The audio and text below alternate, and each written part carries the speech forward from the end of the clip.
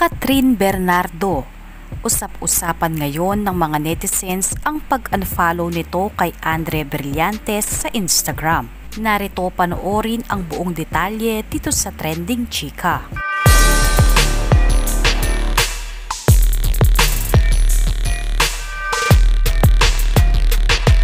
In-unfollow ng kapamilya actress na si Catherine Bernardo ang kapwa niya star na si Andrea Brillantes sa gitna ng mga tsismis na lihim na nakikipagkita kay Daniel Padilla.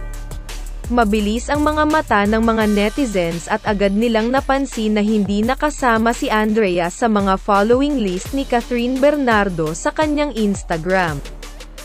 Kamakailan lang pumutok ang tsismis matapos ibunyag ng talent manager at showbiz reporter na si Ogie Diaz, na lihim raw na nakikipagkita ang boyfriend ni Catherine na si Daniel kay Andrea Brillantes. At siya raw ang naging dahilan ng hiwalayang Kathniel at pinagseselosan umano ni Catherine Bernardo.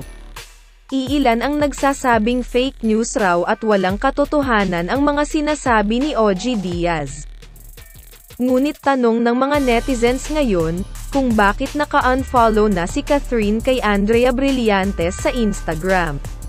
Ibig sabihin ba nito na may katotohanan ang tsismis na kumakalat sa kanila ni Daniel Padilla?